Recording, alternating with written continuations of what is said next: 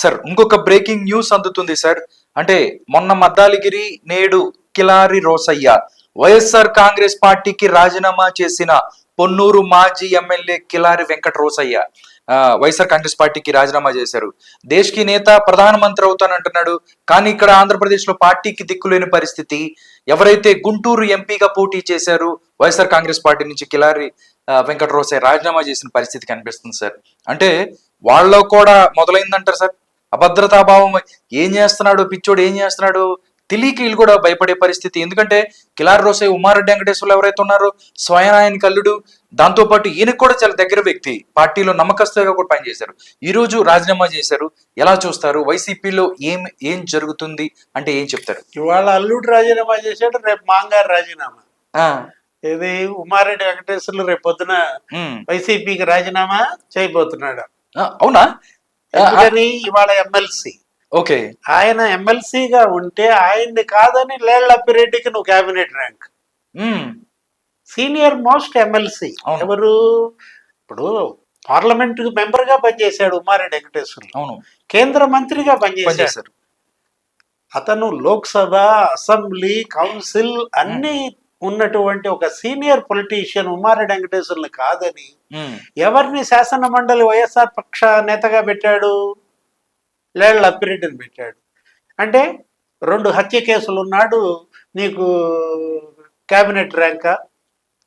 మరి మనస్తాపం ఉంటుంది కదా ఎవరికి? ఉమారెడ్డి వెంకటేశ్వర్లకైనా కూడా ఇంతకన్నా అవమానం ఏం కావాలా? అవును. ఇప్పుడు ఉమ్మారెడ్డి వెంకటేశ్వర్లు ఇవాళ వైఎస్ఆర్ కాంగ్రెస్ పార్టీ మేనిఫెస్టోలు రాసిందే ఆయన. ఆ మేనిఫెస్టో అంటే ఇంకోటి గుర్తొచ్చుద్ది. ఏది? కరెక్ట్ గా మేనిఫెస్టో మీటింగ్ అప్పుడే ఇక్కడ వివేకానంద రెడ్డి హత్య. అవును సార్, అవును అవును. ఆ మేనిఫెస్టో కమిటీలో ఎవరున్నారు? ఉమ్మారెడ్డి వెంకటేశ్వర్లే ఉన్నారు. అవును. అజయ్ కల్లం వీళ్ళంతా కింద కూర్చుని ఉన్నప్పుడు ఆయన ఇప్పుడే పైనుంచి ఫోన్ వచ్చింది. ఎవరికి? మేడం పిలిచారు. అక్కడ పులివెందుల నుంచి ఫోన్, అక్కడ మర్డర్ అని. మరి ఆ పొజిషన్ లో ఈయన పైకి వెళ్ళాడు, కిందకు వచ్చాడు, బాబాయ్ నో మోర్ అన్నాడు. ఇప్పుడు అదే ఉమ్మారెడ్డి వెంకటేశ్వర్లు కనుక ఇప్పుడు పార్టీ మారితే అసలు వాస్తవాలు బయటకు వస్తాయి. YCP no more. ఏది? ఇప్పుడు ఆ హత్య కేసు కదులుద్ది. ఆ రోజు మేనిఫెస్టో కమిటీలో ఏం జరిగిందో ఉమ్మారెడ్డి కనుక బయట పెట్టాడు అనుకో, ఇదంతా కూడా ఎవరికి? అటు తిరిగి ఇటు తిరిగి అవినాష్ రెడ్డి, జగన్మోహన్ రెడ్డి జైలుకి వెళ్లే పరిస్థితి వస్తుంది. ఓకే. ఇప్పుడు ఇవాళ ఏంటి? జగన్మోహన్ రెడ్డిని నమ్ముకుని రాజకీయం చేసే పరిస్థితి లేదు, ఆంధ్రప్రదేశ్ లో లేదు. ఇవాళ నట్టేట్లో చిడతలు కొట్టడానికి ఎవరు సిద్ధంగా లేరు. అది మునిగే ఓడ, దాంట్లో అందరూ మునిగిపోయే పరిస్థితుల్లో దూకేస్తున్నారు. ఆ దూకడంలో కిలారి రోసయ్య ఇవాళ దూకితే వాళ్ళ మాంగారు ఉమ్మారెడ్డి వెంకటేశ్వర్లు రేపు దూకుతాడు. ఇప్పుడు మనం చూసాం అంటే మద్దాలగిరి. అవును సార్, మద్దాలగిరి. అంటే ఒకటి సార్, ఇంత సీనియర్ ఉన్న ఉమ్మారెడ్డిని వెంకటేశ్వర్లు ఎవరినైతే ఆయన కాదని లేళ్ల అప్పిరెడ్డికి ఇవ్వటం అనేది, ఏదైతే కాస్ట్ ఫీలింగ్ ఉంది, రెడ్డిలనే చూస్తారు, వాళ్ళ ఏదైతే పరిపాలన కూడా మొత్తం చూసుకున్నట్టయితే అందరు మొత్తం వాళ్ళ సామాజిక వర్గానికి చెందిన వాళ్ళే ఉన్న పరిస్థితి. ఇక్కడ కూడా అదే చూసి రెడ్లకు ఉంటేనే వాళ్ళకి ఒక సేఫ్, లేకపోతే వీళ్ళు నమ్మకం, మిగతా వాళ్ళందరినీ నమ్మకం లేదా అనుకోవచ్చు సార్. ఆ రెడ్లలో కూడా అసలైన రెడ్లని నమ్మరు, ఒరిజినల్ రెడ్లని నమ్మరు. అవును, ఇదంతా డూప్లికేట్ రెడ్డిస్. ఓకే. ఎవరు?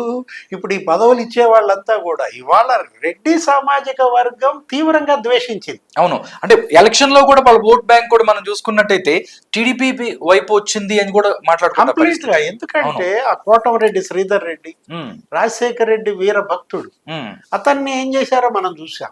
ఆనం రామనారాయణ రెడ్డి, మేకపాటి చంద్రశేఖర్ రెడ్డి ఏది జగన్ కోసం రాజీనామా చేశారు. అవును, మేకపాటి చంద్రశేఖర్ రెడ్డి వీళ్ళంతా ఇవాళ నెల్లూరు జిల్లాలో పుట్టింది కదా ముసలం. నెల్లూరులో పుట్టిన ముసలం వైఎస్ఆర్ కాంగ్రెస్ పార్టీని మొత్తం భూస్థాపితం చేసిందన్నమాట. ఇంకా ఏముంది? ఇంకా ఏమీ లేదు. ఇక ఎవరికన్నా ఉన్నా 2-3 వాళ్ళు దూకేయటమే అన్నమాట. ఇప్పుడు లేళ్ల అప్పిరెడ్డిని నువ్వు మరి కౌన్సిల్ నాయకుడిగా చేసావంటే అక్కడ పార్లమెంట్ లో అక్కడ విజయసాయి రెడ్డి, నెక్స్ట్ సుబ్బారెడ్డి, మిథున్ రెడ్డి, అంతే కదా. అంటే ఏంటి మీరు ఇచ్చే సంకేతం? ఎంత నేరం చేస్తే అంత గొప్ప పదవి ఇస్తావా?